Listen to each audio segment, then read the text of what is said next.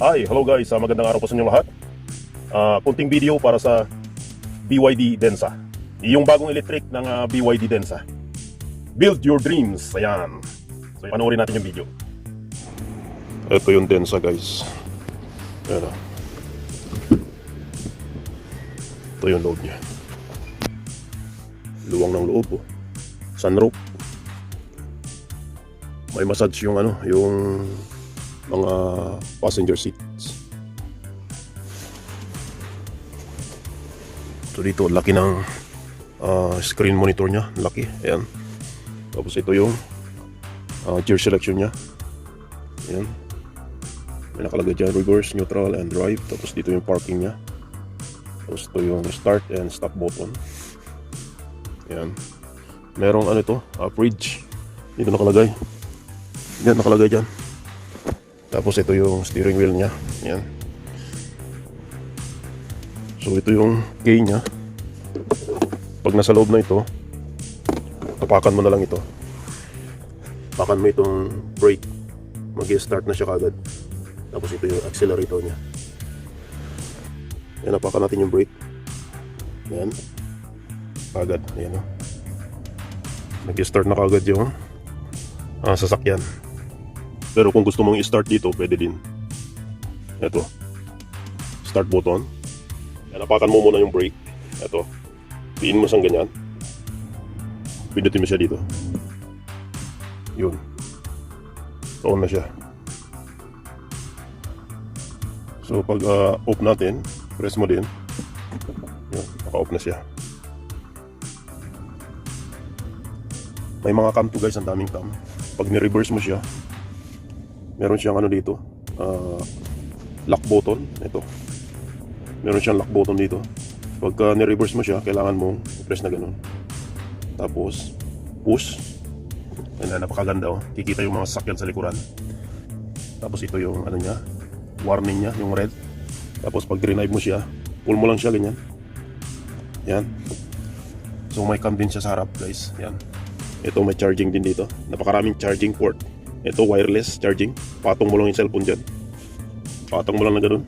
Yan. Patong mo lang dyan, magcha-charge na siya. So napakaganda guys. Yan, pag umaatras, makikita mo sa monitor. Yan o. Pagka kinabig mo yung manibela, iikot din siyang ganyan. Ituwid ko yung manibela. Gagawin din siya. Yan o. Magtutuwid din siya. Pag inikot mo yung manibela, nasabay din siya. Yan o. Di ba napakaganda? Meron siyang sound warnings.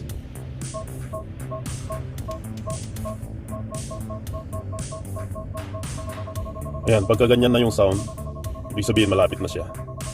Stop mo na siya. Pag in-stop mo siya, hapakan mo lang yung brake, tapos i-push mo tong P. So wala na yung sound, di ba? And then off mo na siya dito, stop. Yan. Yun.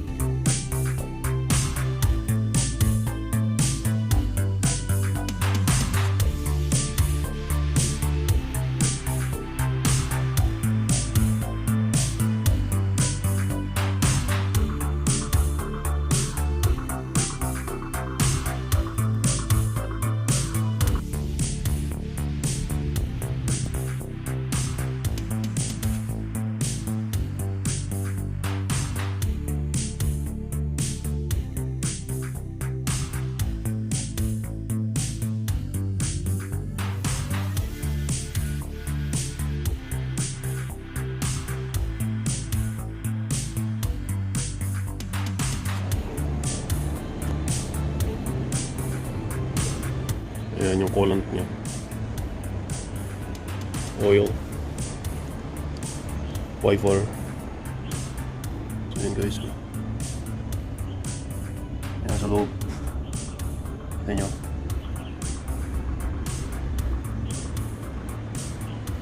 Ayan, ito yung pinaka-engine niya. Pero electric to guys. BYD Denza D9.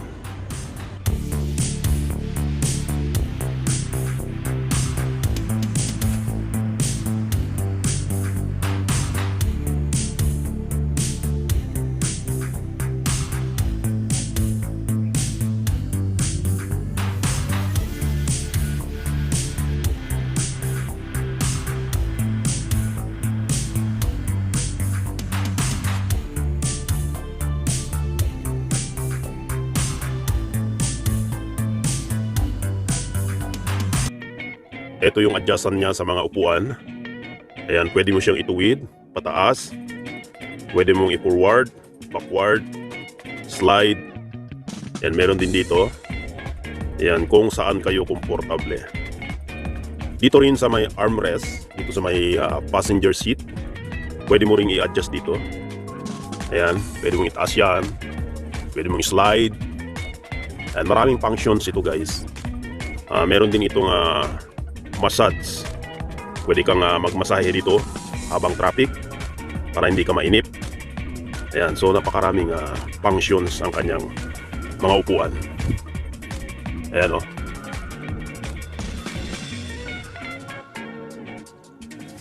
Tapos dito naman sa steering wheel. So ito yung manibela niya. Napakaraming functions din siya. Ayan.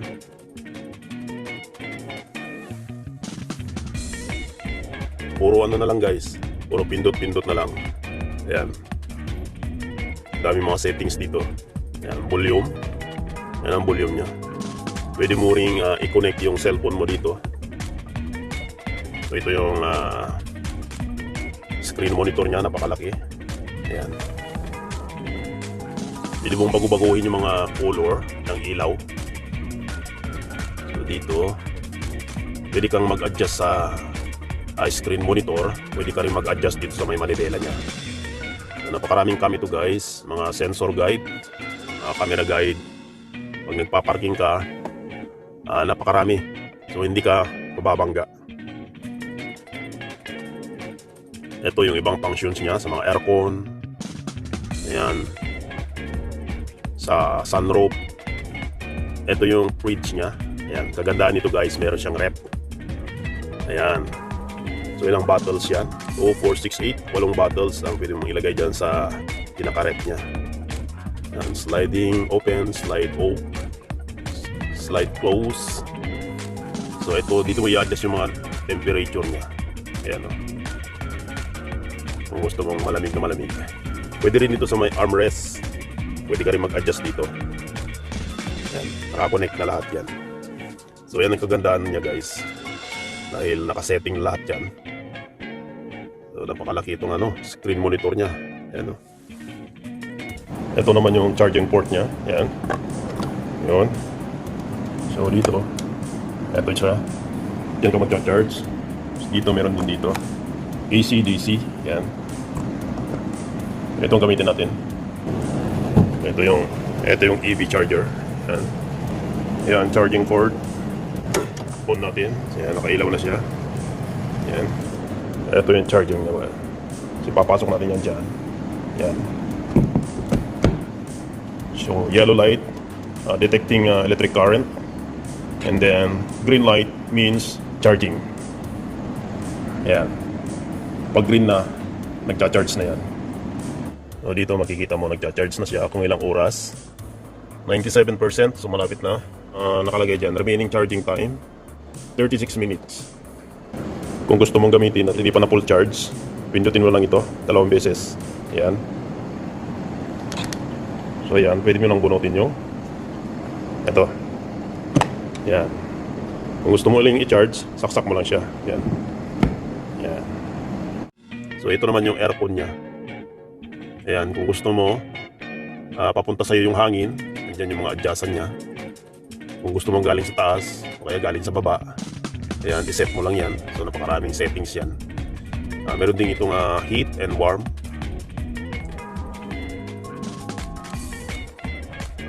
Ayan o.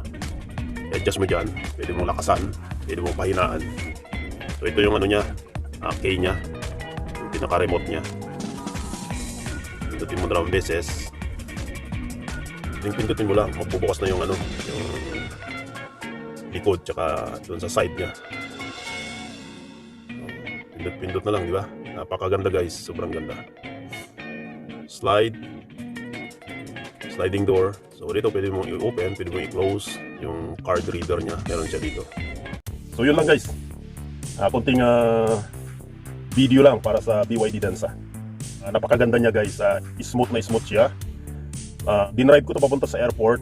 Ang ganda ng napaka-smooth. At saka yung battery nito guys, high quality. matagal i-charge pero matagal din malubat. Napakaganda niya. Ito lang yung hindi ko nagustuhan, yung steering wheel niya, pero okay na rin kumpara sa ibang sasakyan. Malambot din siya. So yun lang guys, maraming salamat po sa inyong panonood. At kung gusto niyo aking video, please don't forget to like and subscribe to my YouTube channel. Maraming salamat po sa inyo lahat. Bye-bye!